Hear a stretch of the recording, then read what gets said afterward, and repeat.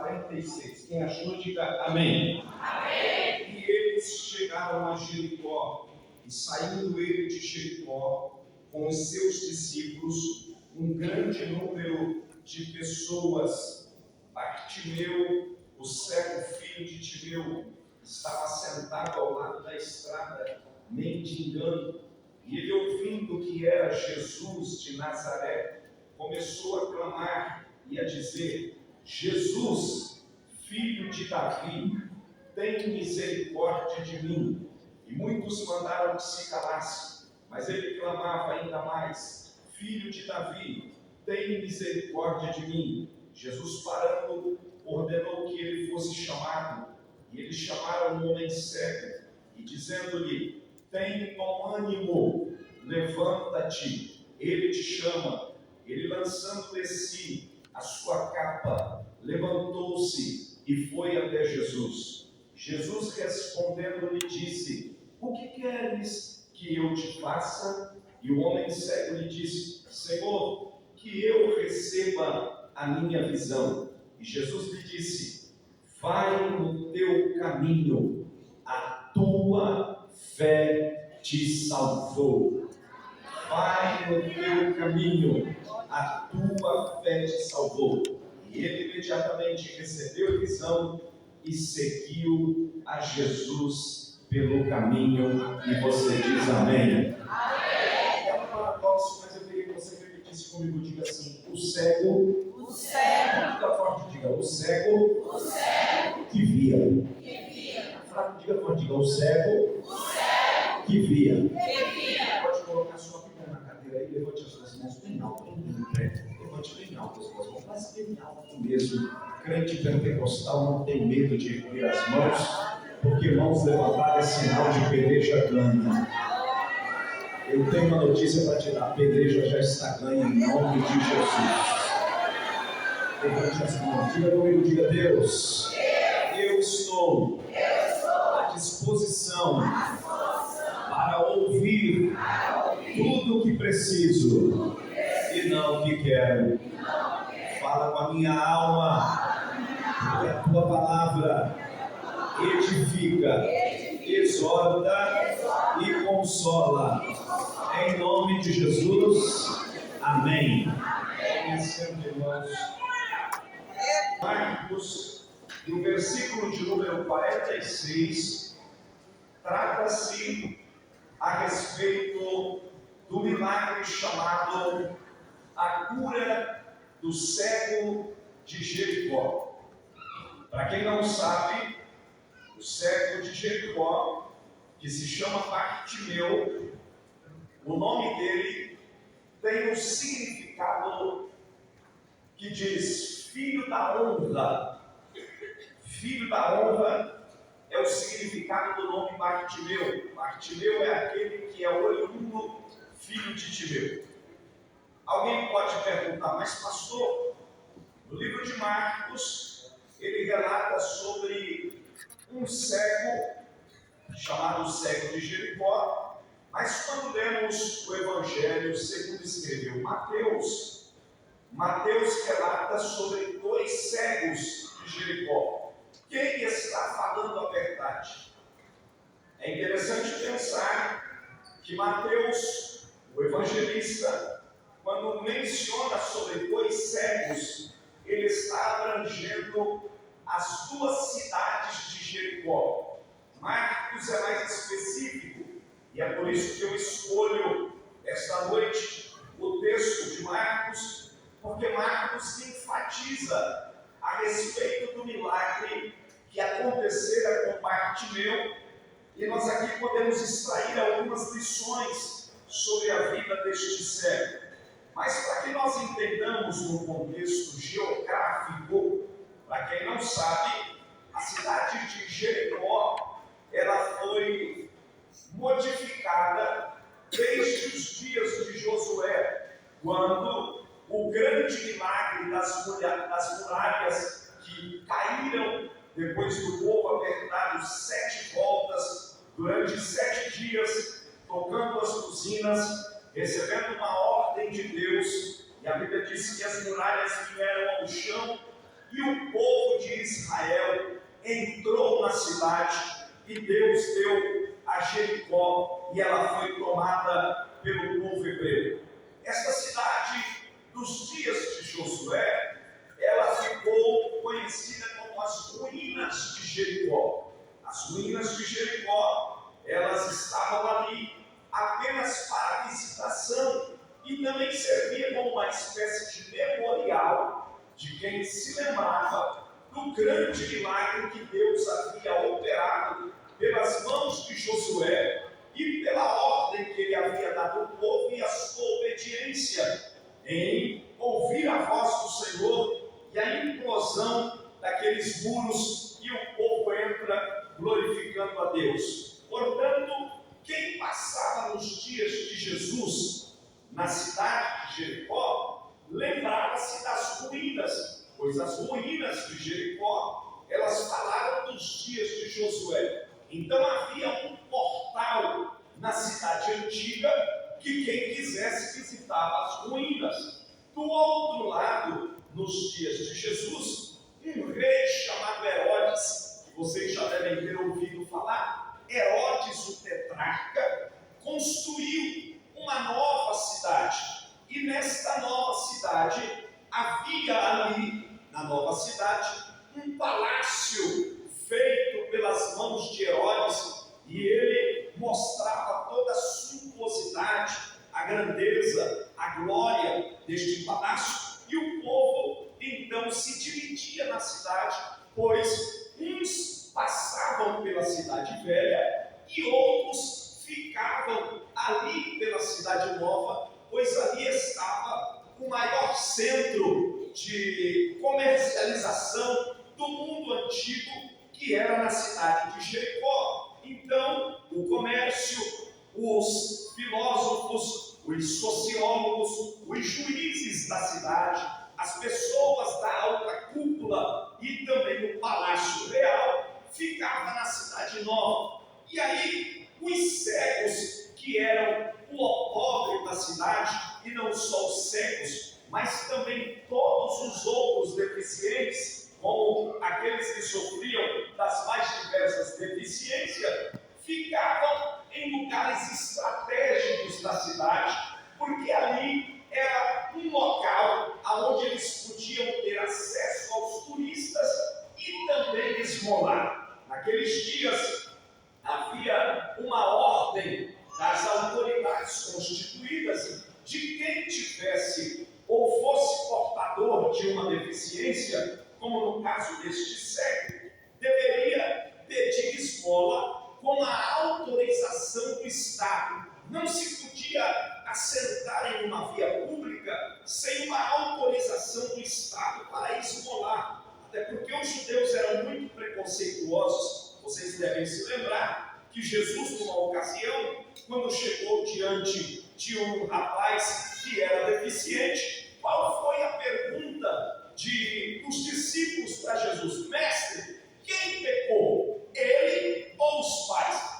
E Jesus não viu pecado naquela enfermidade. Jesus disse, nem ele e nem os pais pecaram. Isso se deu para que o Senhor fosse glorificado. Mas na cabeça, no entendimento, no pensamento mosaico que havia sido estabelecido na lei, qualquer deficiência, pois na lei mosaica havia uma ordem também para o levirato, que qualquer um que servia no levirato não poderia, em hipótese alguma, ter mancha e nenhum defeito. Por exemplo, um sacerdote, um chefe de sinagoga, ele não podia ter nenhuma cicatriz na sua pele, ele não podia ter nenhum problema. Eu tenho um problema postural, eu sofro de escoliose, e de vez em quando eu fico envergado assim, né? E se eu estivesse naqueles dias, provavelmente eu teria sido taxado como já um deficiente por causa da curvatura das minhas costas. Então, nem mais escoliose, quem fosse de fato um sacerdote poderia ter. Não podia ter mancha na pele, não podia ter nenhuma deficiência. Qualquer coisa era sentido para os indivíduos, os israelitas, sofrerem de algum preconceito quando tivessem enfermidade desta ordem. Pois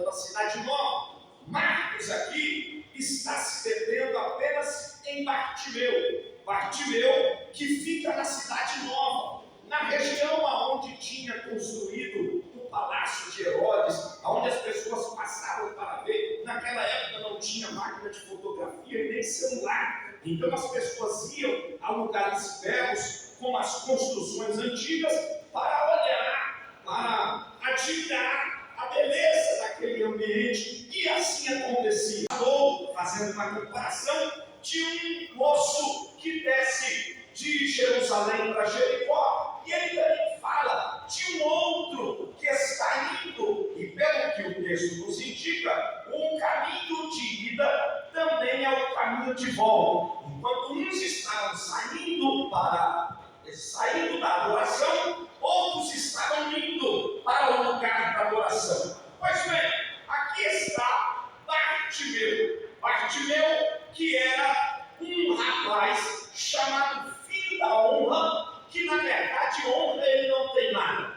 Que honra é esta? Que honra é esta que nem em sua casa ele pode estar? Que honra é esta que nem dentro de uma sinagoga ele pode entrar? Que honra é essa que ele não pode compartilhar nenhum momento, pois ele é achincalhado, ele é levado, de certa forma, pelos seus pares, levado numa questão de alguém que coloca-o de escanteio, desprezando, jogando mal ao pobre. E é assim que vive Bartimeu. Aquele que de fato tem um nome, deveria viver naquilo que seu nome diz que ele é, mas ele não vive. O que ele vive é debaixo de um pobre. Ele vive debaixo de uma mentira. Ele vive debaixo de um sistema que ainda dá a ele um alvará para ele esmolar. Ele tem uma capa. Para quem não sabe, naqueles dias, quem de fato sofresse destes males diante da sociedade, pelas autoridades constituídas, ele recebia uma capa. E essa capa era o alvará que dava a este indivíduo a oportunidade, se algum fiscal ou alguém o interrogasse: você tem autorização para pedir esmola? Ele logo apresentava a sua capa.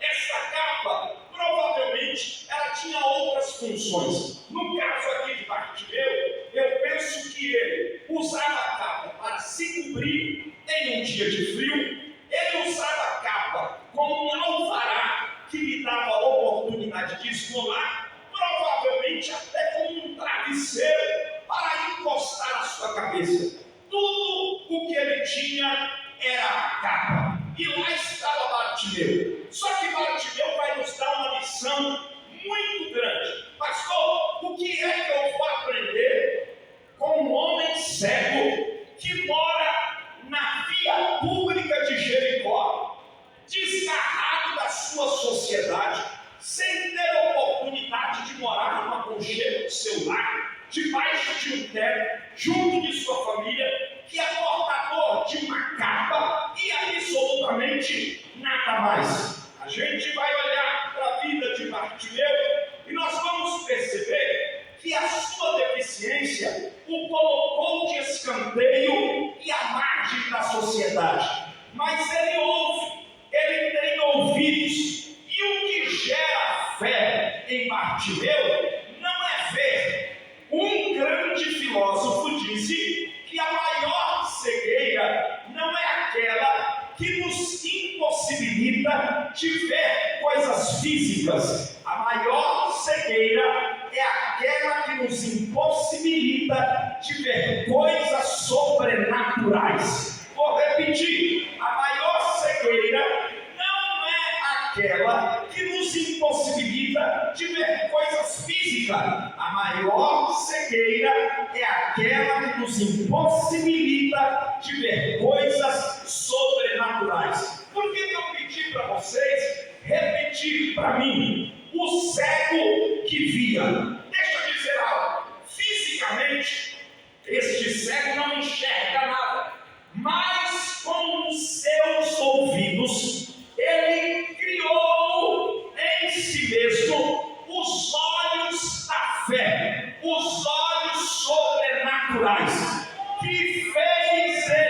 enxergar muito mais do que o problema e a sua limitação. Por quê, pastor? Deixa eu te dizer, a fé, ela não vem pelo ver, a fé, ela vem pelo ouvir.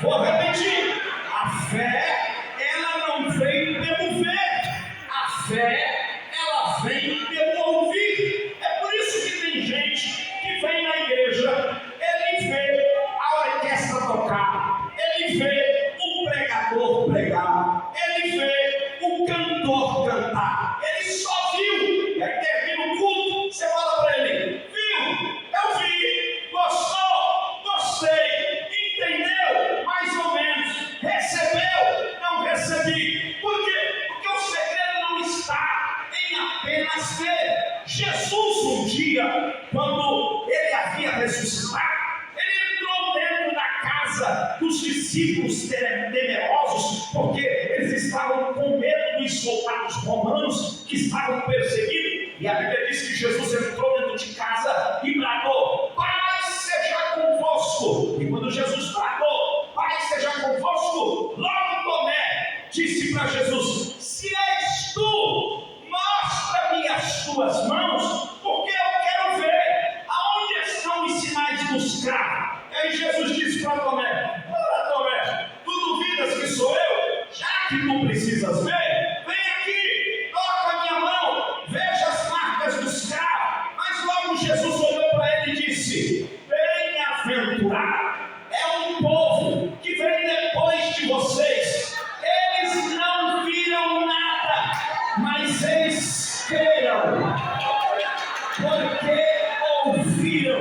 Eu tenho uma notícia para te dar aqui nesta noite. O ouvir da palavra de Deus gera em nós a fé e a certeza, porque a fé é o firme fundamento das coisas que se não vê e a prova daquilo que se espera. Eu estou pregando para a gente aqui que ouviu uma promessa, mas ainda não viu nada. Ouviu uma promessa, ouviu uma palavra, mas o diagnóstico está ao contrário. Você ouviu uma promessa, mas tudo conspira contra. Eu não vim perguntar se você viu, não, eu vim perguntar se você creu no que ouviu.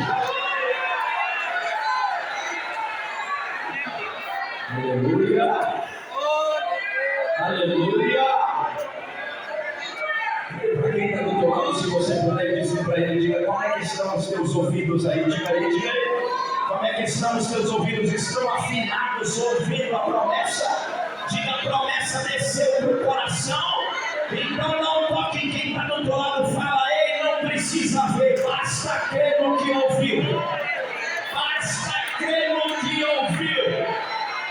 Se você puder, continue falando com esse crente pentecostal que está do teu lado. Diga para ele, diga: fé é a conclusão daquilo que eu ouvi. Primeiro eu ouço, depois eu creio e depois eu vejo que vai chegar.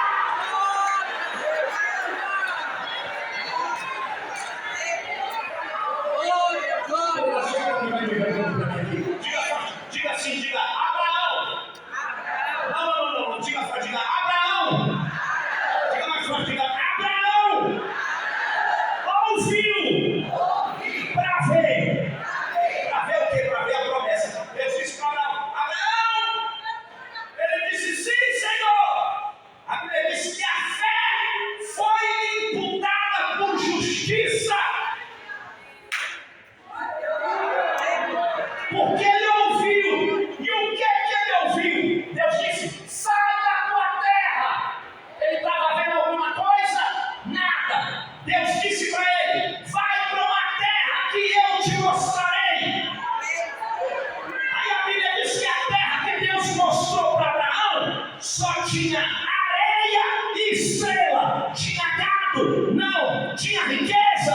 Não. Aí Deus disse: eu vou te fazer crescer aqui, mas eu não estou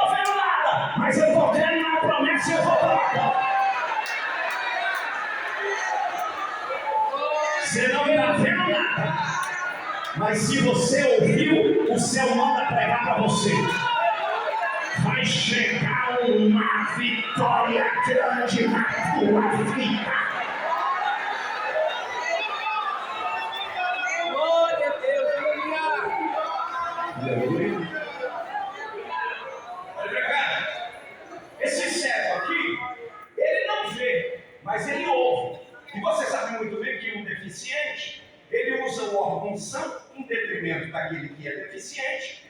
E provavelmente por ser deficiente da visão, ele tem uma audição aguçada. E aí ele ouve algo que muda o contexto, porque tudo depende daquilo que eu recebi na audição. Ele é judeu, e se ele é judeu, talvez ele lia nos métodos de um deficiente, em braille, eu não sei, enfim, não sei se naqueles dias já alcançava essa condição, mas provavelmente ele ouvia, e ele ouvia as leis, e também ouvia as profecias, que falava de quem? Do Messias. Olhem para cá.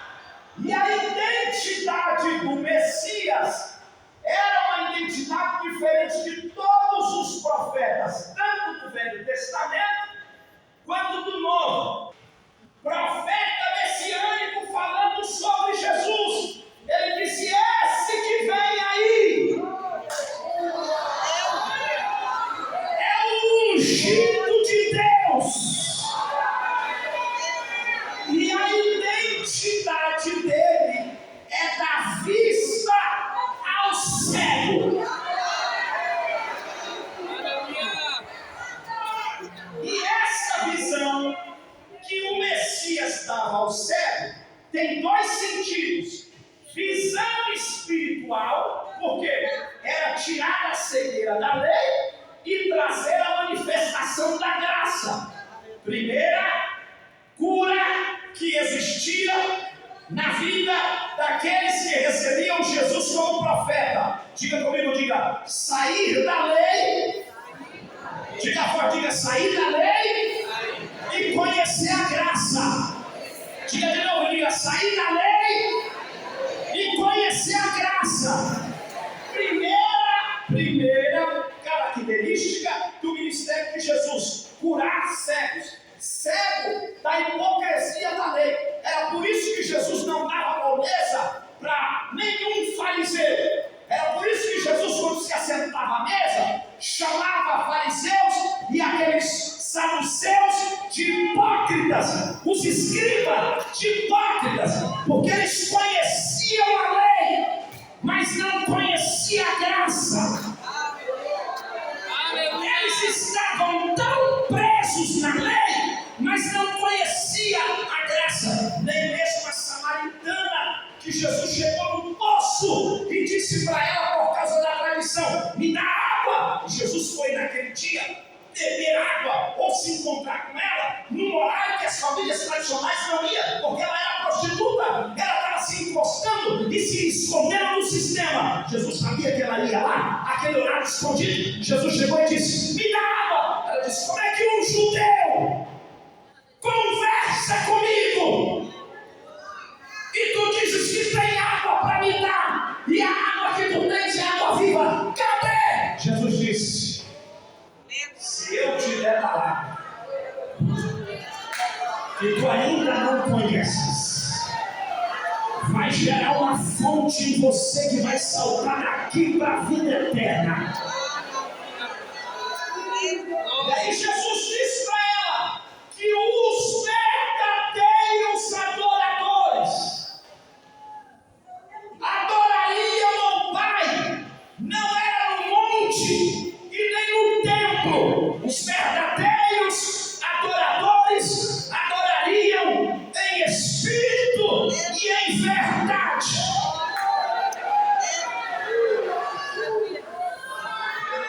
Olhe para cá. Olhe para cá. Esse cego sabe de tudo. Esse cego entende tudo.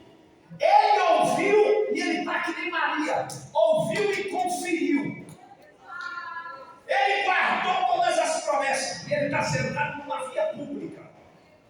Quando eu ouço bem a palavra, ouça aqui, quando eu ouço bem a palavra, eu adoro diferente.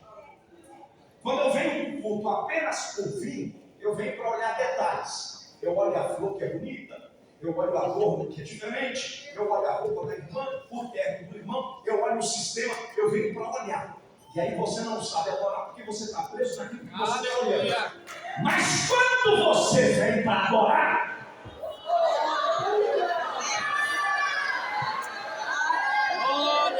o nível da sua adoração muda.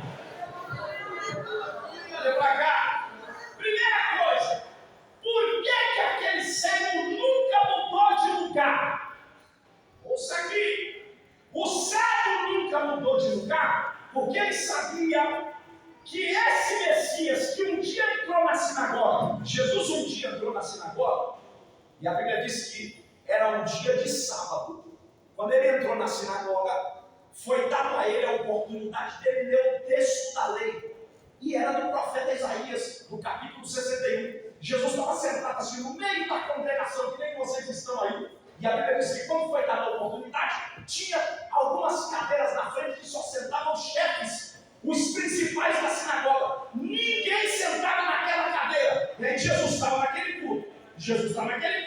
O negócio vai ficar diferente. E quando deu a oportunidade para Jesus, Jesus levantou, leu o texto e disse assim, ó: o Espírito do Senhor Jeová está sobre mim e me ungiu para pregar, soltar os cativeiros. Aí ele fala da identidade: abrir visão ao cego.